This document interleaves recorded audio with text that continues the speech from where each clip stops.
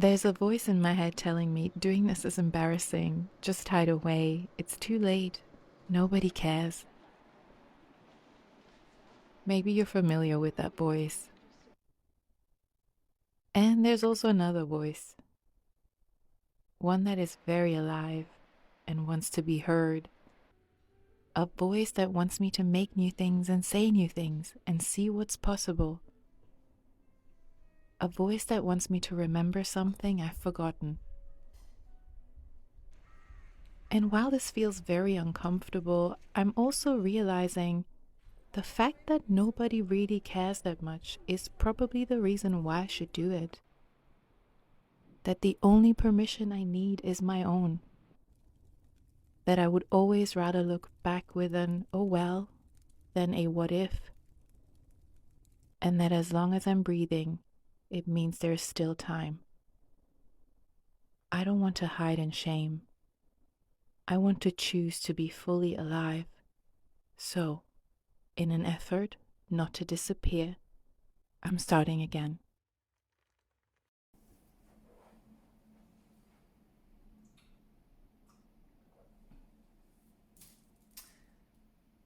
This lighting is gonna go. Okay, now it's better. Is this good? Yeah, it's good. Okay, let's do this. Here we go. It feels so uncomfortable, but I'm back on YouTube. Hi to the new people, the new subscribers.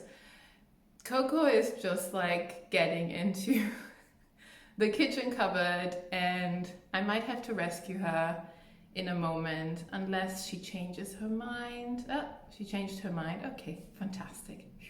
I don't have to get up again. Hi to the new people who have just subscribed. I've come from Instagram or somewhere else. And hi to the old subscribers that never left. Maybe you've wondered, where have I been since 2019? And if your last update was that I'm a wedding photographer, I live in Brighton, let me catch you up real quick. I left the wedding industry, I left my marriage, and I left church, I left my faith, and that all happened in 2019. And that's why it's been quiet on here, basically. If you've been here for over 10 years, you've also noticed all the old content and all the old videos are gone.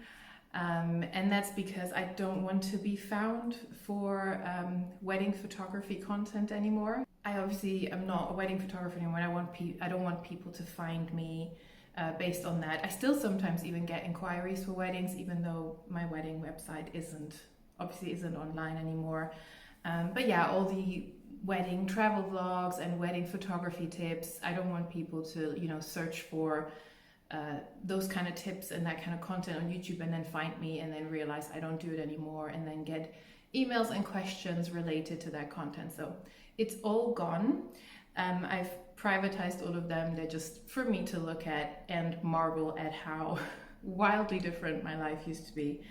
But my last video was uploaded in October 2018 and I left it up there, I think somewhat symbolically as well, because that trip was something that really reflects how I felt at the time. And like, if I look at that video, which looks so successful on the outside, like look at her, she's speaking at Photokina, she's so successful, she has it all, look at what she's doing. But on the inside, everything was falling apart. My marriage, my faith, my love for this job.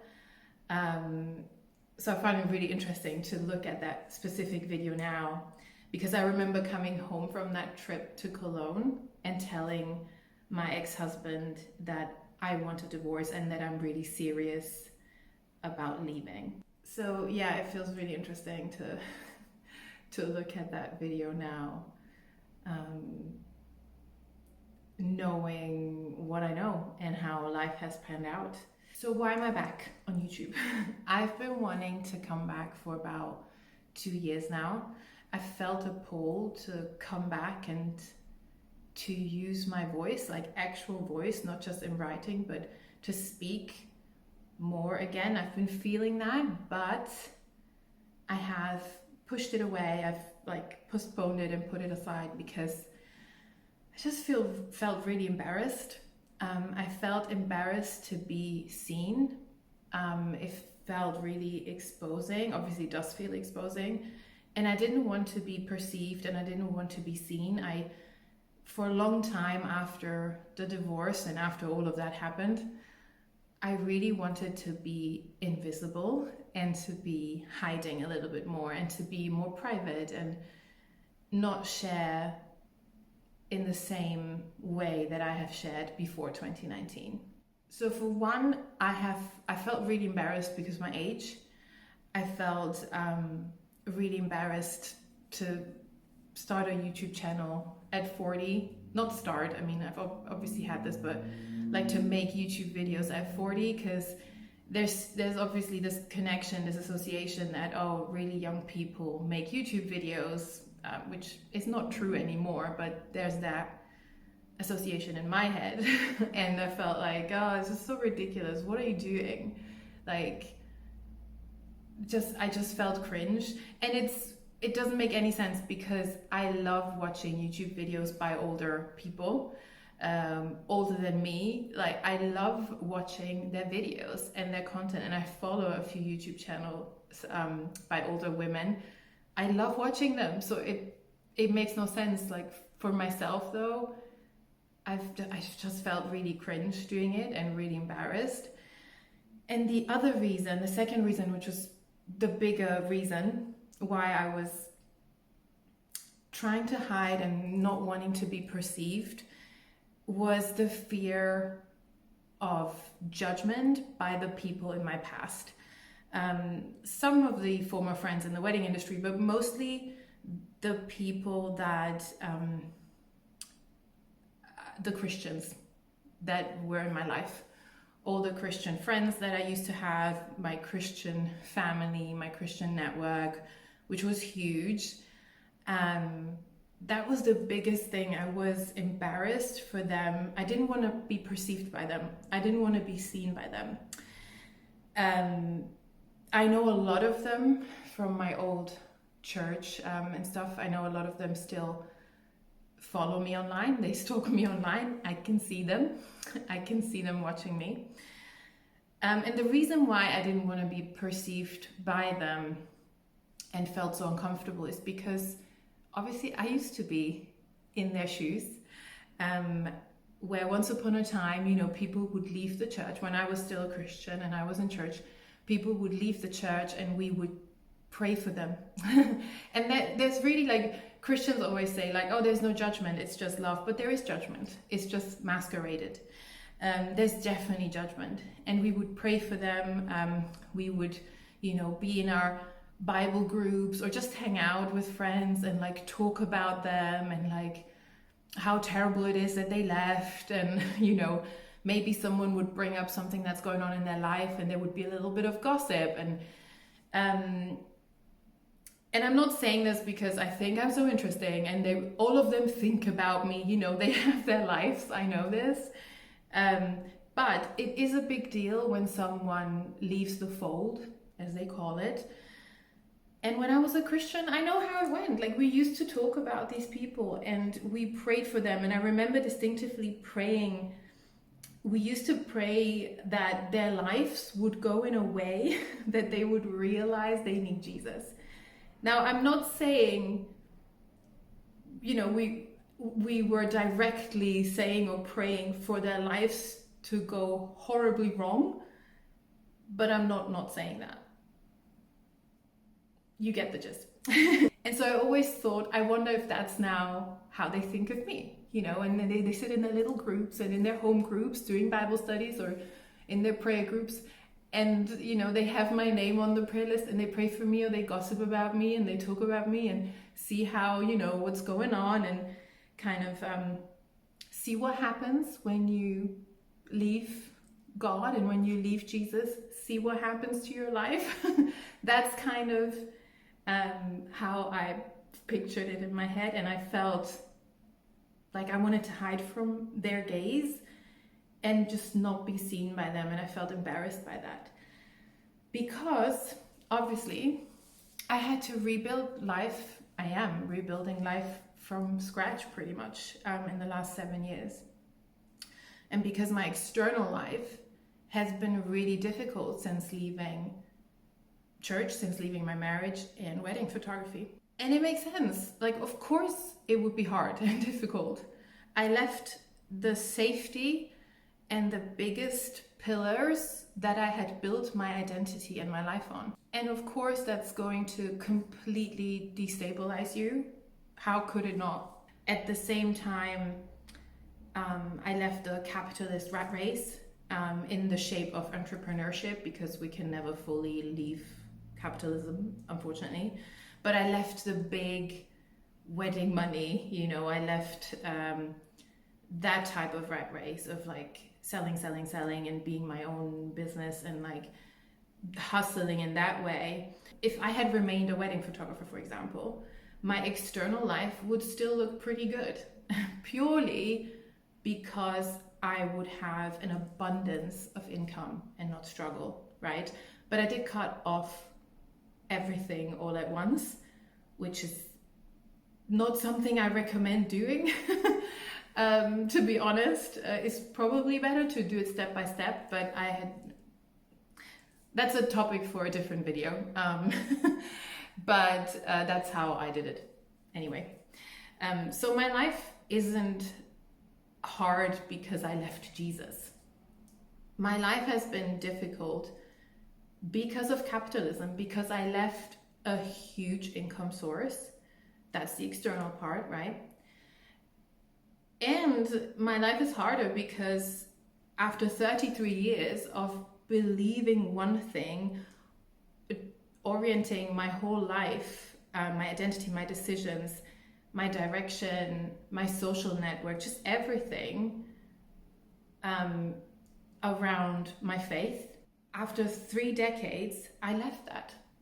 So of course that will make life hard. Like there's no way how that could be easy. It's destabilizing, and you need time to find new orientation, right? It just won't happen in the matter of 6 months or a year. I'm part of a group of ex-religious people. It's like a private group, and they're all from different backgrounds, not just Christianity, from different religions and cults, and all of them say the same thing pretty much. A complete 180 is like the hardest thing you can do, and it takes so long to find your feet again. Because in so many ways, when you leave a high controlling religion, a cult, or even if it's not religion, if you leave anything behind that has shaped you, your identity for so long in such deep ways, where you're so conditioned and brainwashed pretty much to you, that's what it is, it's brainwashing. So in so many ways, when you do that, it feels like everyone around you is running, like normal people, people who have not been indoctrinated since birth. It feels like they're running while you're learning to crawl. Like that's how it feels, really. And I'm not going to get into all the reasons why I left now.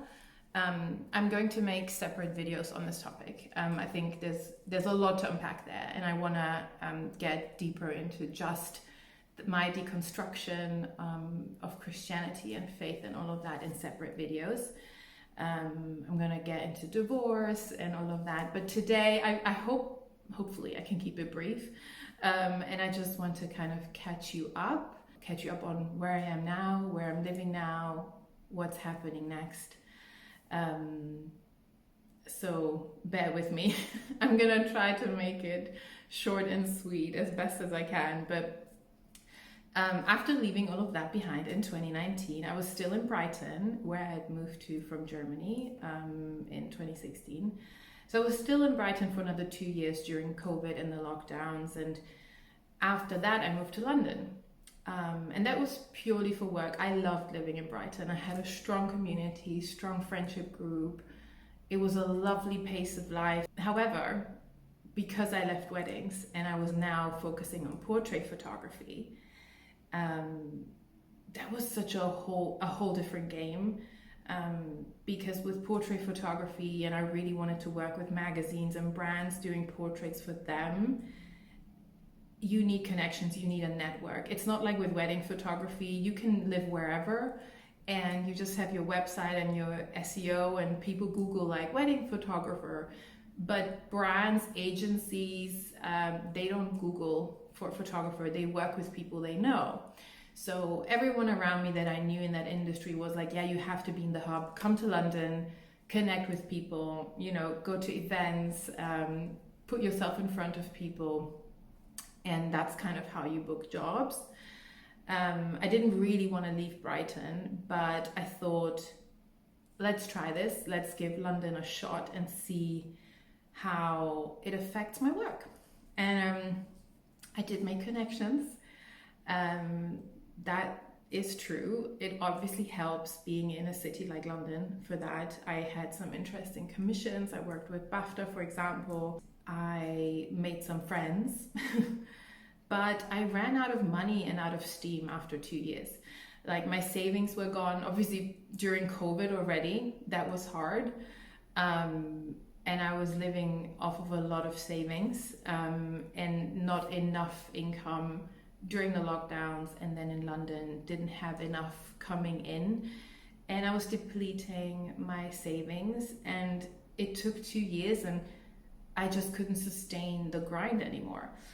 Like I didn't mind, you know, spending a few years in London and like connecting and building, because building takes time. We know that. I didn't mind doing that, but you need resources and funds to sustain that, right? That building. And I didn't have that. I had the patience, but I didn't have the funds. I didn't have the resources. And so after 2 years, I had to leave London, which was horrible. It was such a grief process because I just felt like such a failure. London has had to actually live in London, to live like this bohemian artist life in London was a big dream of teenage me. And I was so crushed that I couldn't do it. I felt like a loser, like a failure. And it was such a horrible move to leave London. But I moved to Folkestone in Kent, moved in with one of my best friends who already lived there. And they said basically, you know, let's try like living together, supporting each other instead of living alone. We're both similar age, and let's give that a go. And it might be a bit easier to do that instead of sustaining life in the big city. That was the best part about living in Folkestone, was living with my friend. That was it. I didn't really enjoy much else about being there. I was really depressed, especially the first year was really bad. The second, not so much, but the first year, I didn't have much photography work. I kept applying for part-time work for over a year without any success. And because companies, you know, they just like see that you've been self-employed your whole life, and they're just not interested in someone without corporate experience. Even though when you're self-employed, like you have so many more skills, your experience is so much broader instead of someone that's specialized on one thing. And I guess some people prefer that, it depends. So depression, darkness, I was in a deep, deep hole. And it was soothing in some ways to live with a friend during that time, for sure.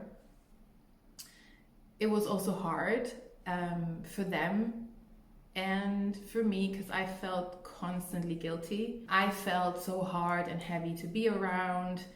I felt guilty for not contributing enough. There were beautiful parts about it and difficult parts about it, like with anything, right? And the last 2 years of my life in Folkestone were so strange, because on one hand, I feel like I really needed those years. And on the other hand, it felt like they sucked the life out of me. I kind of describe it as a cocoon, you know, like when a caterpillar like completely dissolves inside the cocoon and it's all gooey and dark and they have no shape anymore, and then it's put back together.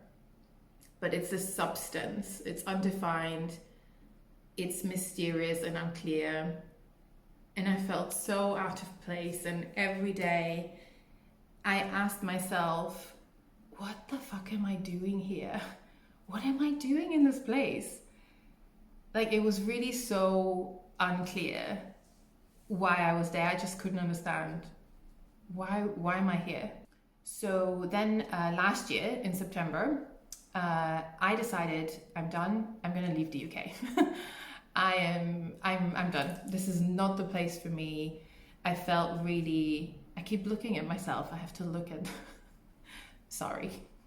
I have to look at you, at the little hole. Anyways, I decided in September, I'm going to leave the UK. I'm done. I'm going to take a bit of a break, move to Sicily, move in with my parents. Even though my parents have 2 dogs, 2 very complicated dogs, and I have 2 cats, and I wasn't sure if how it's going to work, but I was like, I need a break. I need to get a rest from everything, and I don't think that England is my home anymore. So I was ready to leave. I had set everything up. I'd spoken to my parents. They were like, okay, you know, we'll find a way. Then my parents sold their house. They still have not found a house, by the way. They sold the house and decided they wanted to, from where they used to live, they wanted to move closer to the seaside. And then they started packing and like disrupting all of their lives and stuff, and they were like, well, we're gonna look for a house that has like a separate flat for you so you can live there, da, da, da. So we were just starting to make plans and kind of trying to figure out how we could make this move happen. Plan to go to Sicily wasn't something I was excited about or that I really wanted. It just felt like a safe solution. Like something sensible, like the same reason why I went to Folkestone, because it's cheaper. I'm going to maybe save some money, live with a friend, have some support. It felt like the sensible, safe thing to do, but not the thing that I really wanted to do or that made me feel excited or alive. And moving to Sicily was something that not only I didn't want to do, it also just felt not right now. It just felt wrong. And I have done like plenty of things in my life that, you know, didn't feel good and I wasn't excited about because I knew they were right. But with this one, it didn't even feel right. And I think at some point to be honest, I might end up in Sicily anyway. I feel like I probably will, but it just felt like not right now. And so at the end of last year, 2 significant things happened. I got offered a job as a studio photographer in London, for women only, in a female-run studio, which seemed like the dream job to me, in Hackney, an area of London I've always loved. Like it just seemed like this is it. This is amazing. I got offered this job and it looked like the right thing. And almost at the same time that I got offered that job, I met someone, started to date someone that looked really serious, really committed, someone who said all the right things, seemed really earnest and real, but wasn't. And so I tried out for this job for 2 weeks actually, and it turned out to be a complete nightmare. Not only was it like those kind of studios where it's like a sausage factory, you know, where you have a lot of clients in one day and you do the same thing with everyone. Like that kind of work does not align with me. If you know my photography work, you know it's like so different from that kind of studio work. But also the founder of the studio was very exploitative, was running the studio in a very exploitative way, obviously very profit driven if you have an enterprise like that. But then also would say things that she didn't even do herself, and the environment wasn't as real and like as it was sold, you know, when the job was first offered, it turned out, oh, but you're not as real and honest and accountable as you pretended to be, as you claimed to be, as you want your employees to be. You're not giving that. So it was all like just very bad, just a bit of a nightmare. I also, when I was trying for this job, because it was in Hackney, which is an area that I really loved, and I was there like for 2 weeks and was obviously walking around and seeing people and sitting in coffee shops, and it was so interesting. I realized this detachment had happened without me even doing anything. It just happened, where I detached from London as the dream for me. I was actually annoyed when I was like walking around and like watching people where everyone like was wearing the same clothes and like looked the same way, and I thought, you all think you're so cool and like this is the coolest place on earth, and it's not true. This is just one place. It's just one place of many places in the world. The world is so big, and Hackney and London even is just one tiny speck in the world. There's so many amazing places. I just realized this isn't it for me anymore. And there was no sadness, no grief, and no desire for London anymore. Like, I still love London. It's a great city. I love London, really. But the difference is I don't need it anymore. It was gone. That need, that strong desire to be in London was gone. Whereas before, I needed it. I was like, I need to be there to make my dreams come true, or to be happy, or whatever I was thinking. And I feel so free, truly, truly free from that dream and from that idea. It was just gone. That's what I also realized while I was trying out for that job. And that hasn't changed. Like, since then, I've been back to London many times. I have lots of shoots in London. And I just don't have that feeling anymore of like, oh, I need this place and I need to be here. And it's just a good feeling. It's like, yeah, love it. It's lovely being here. And it's also lovely to go.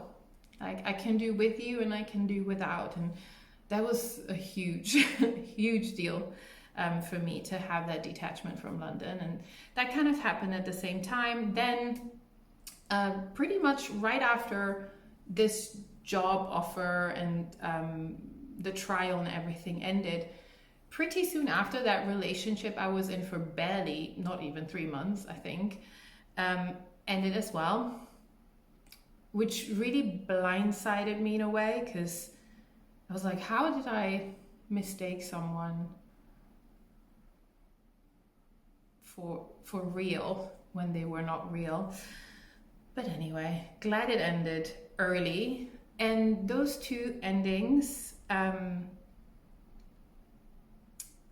they happened at the same time, and it kind of made my itch to leave England and Folkestone even bigger and even more urgent. Like, I've just felt like I need to get out of here.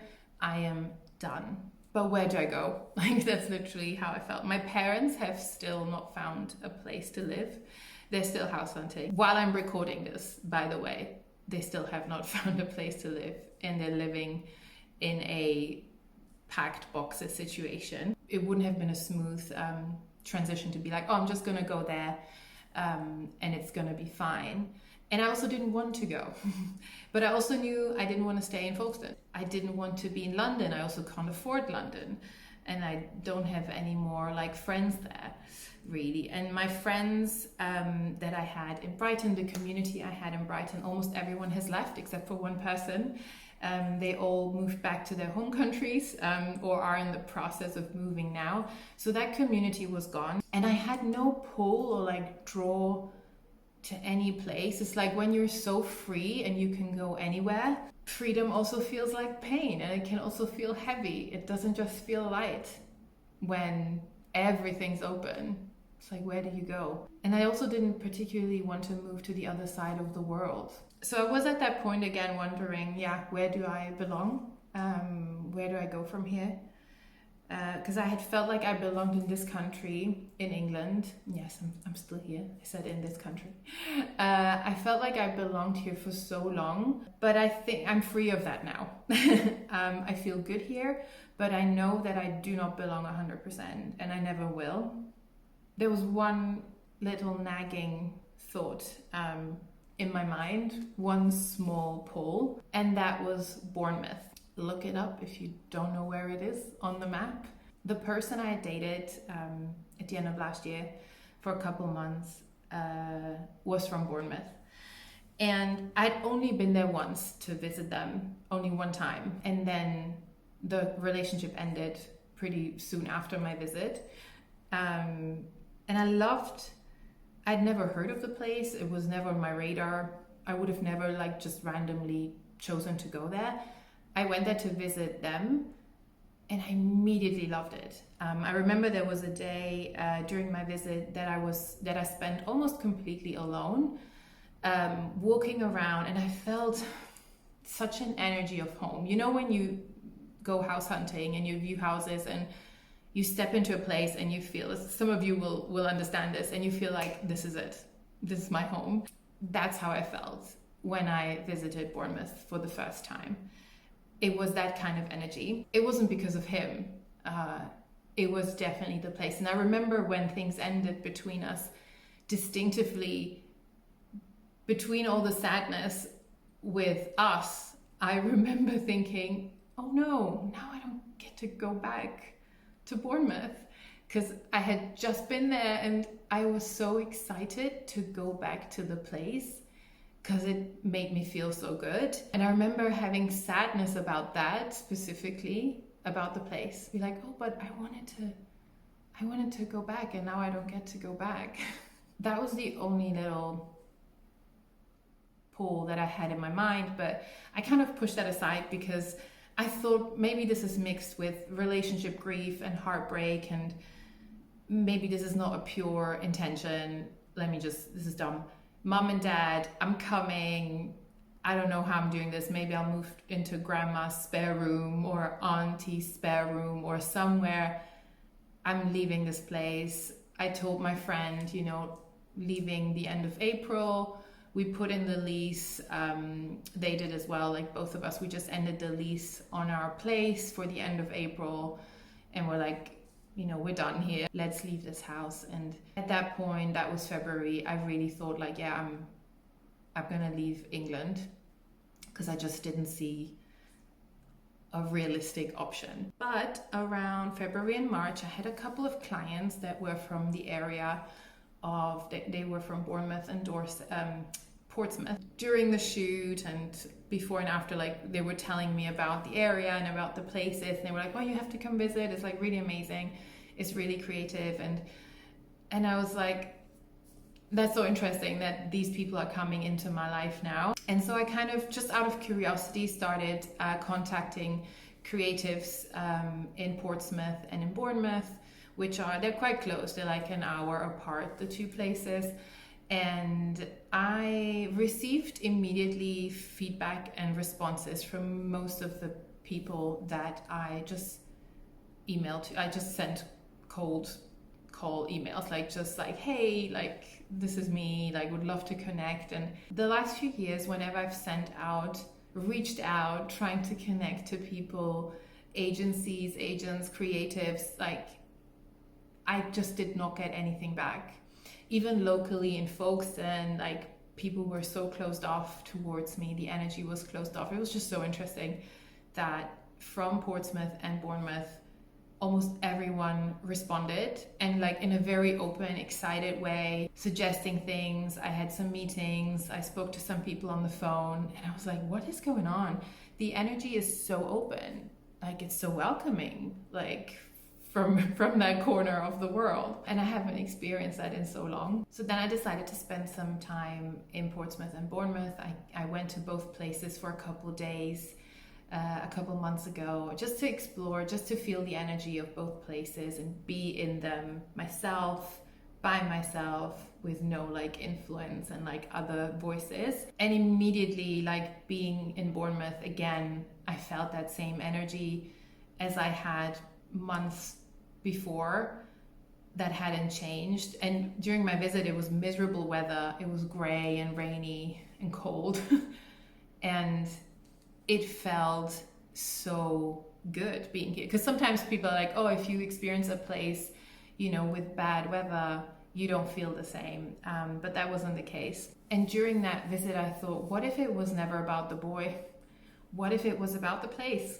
What if this whole connection happened so that I could find this place because I have to be here for whatever reason? And so I came here. And ultimately, it's the people that won me over. They have been more warm and welcoming than in other places I've lived in England. I know that people say that about the north, and I have been up north in some cities in the past, and I love them, love the people.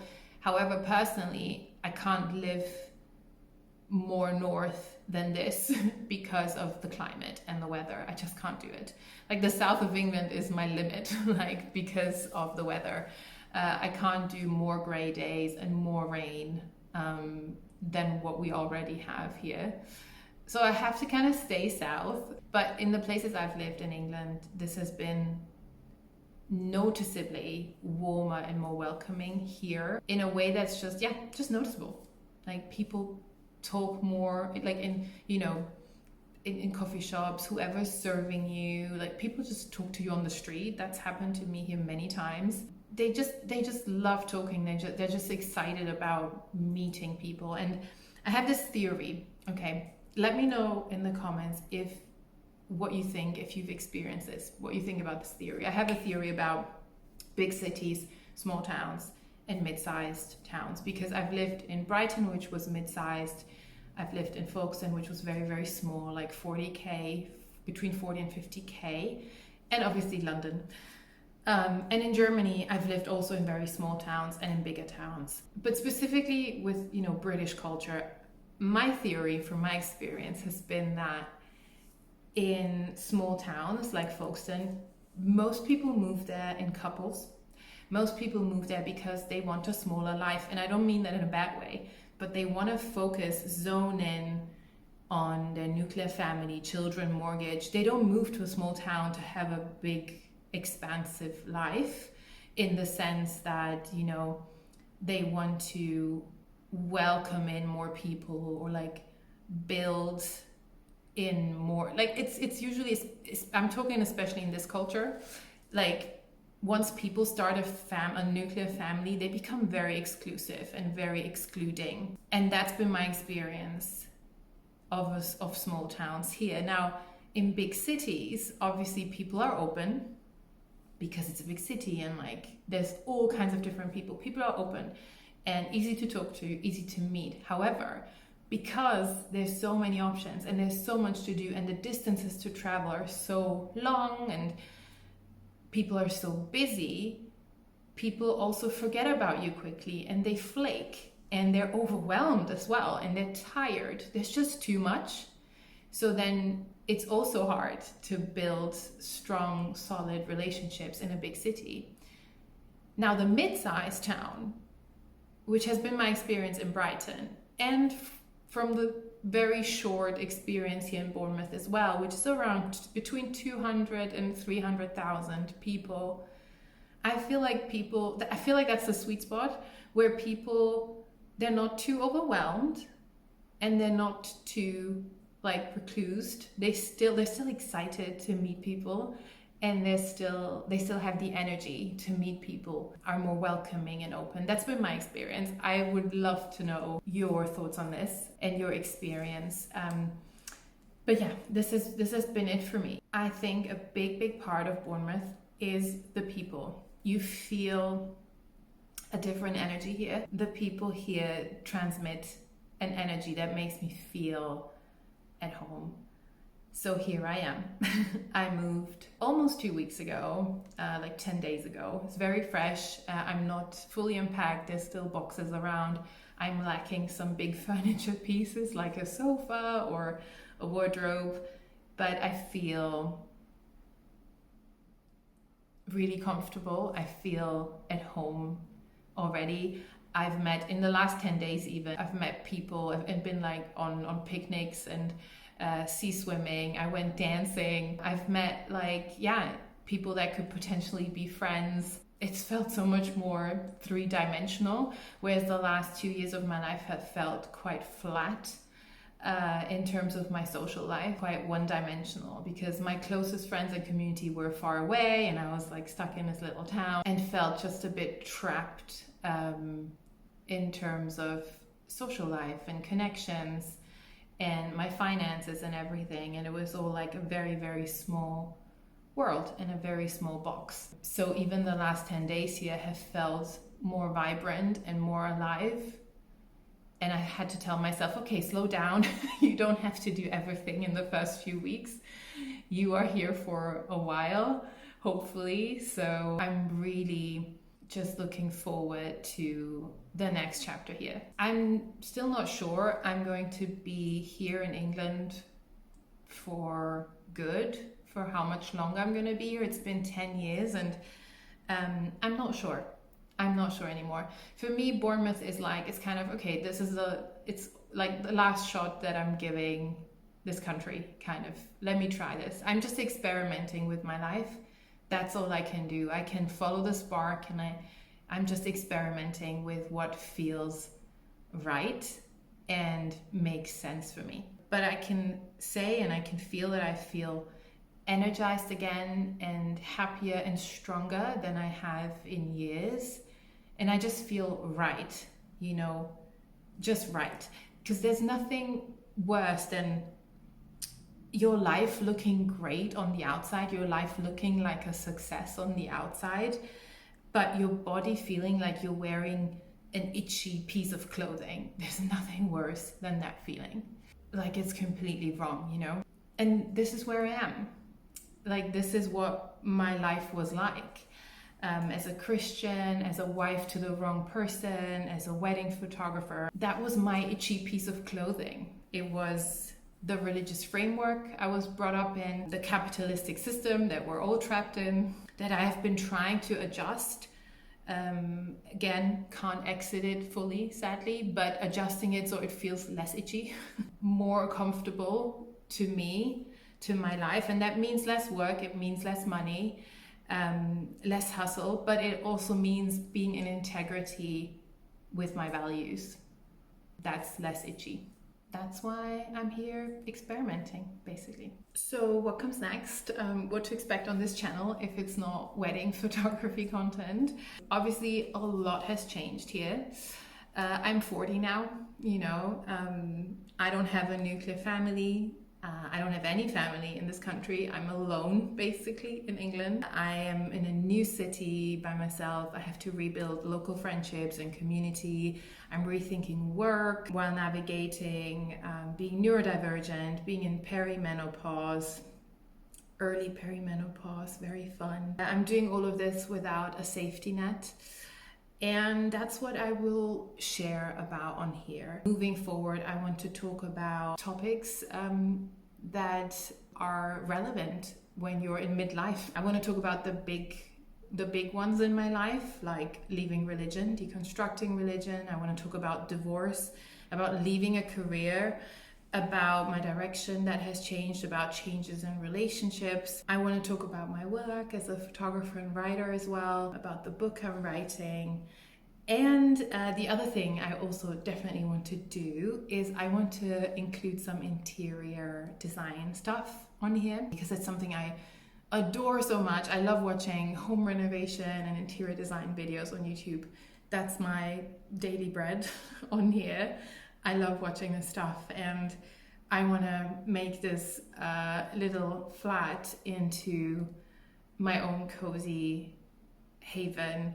So I'm really excited to share that, a little bit of that as well. And one of the main reasons, to tie it back to what I said in the beginning about what was holding me back, coming back on YouTube, what was that fear, the fear of judgment, the fear of being seen. Ultimately, one of the biggest reasons why I'm back is to not disappear myself.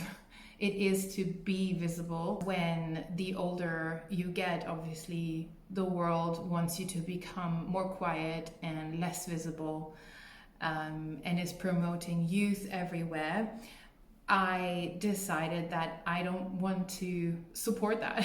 I want to be visible. I don't want to contribute in disappearing women over 40, over a certain age. There's so much to share, so much experience that you gather in 40 years and 50 years and 60 years of life and more that a 22-year-old doesn't have and cannot share. And that's why I'm here. And I'm here because I want to rebuild my confidence. And confidence isn't just like a feeling and an action you can take. You have to create a whole inner voice, a whole inner attitude that you don't have when you don't grow up with caretakers who instill that in you. It's so hard to build that as an adult. And it's so hard to build that when you've been told your whole life you're a sinner and all your worth comes from God. That is part of that journey as well. To be seen, trying to be seen doing something that I find really hard or embarrassing, or where my little voice tells me to hide away. I'm here to build that confidence as well. So if you're still here, if you have been for years and years and years, and you heard all of this and you decided, I want to keep staying, thank you so much. Thank you also if you don't. Thank you for the time you have given me in the past. And if you're new here, thank you for joining me on this journey. I'm really excited, I'm really scared and a little embarrassed. But I'm just grateful for what comes next. Really, really grateful. And yeah, let's do this. Thank you so much. I'll see you very soon in the next video.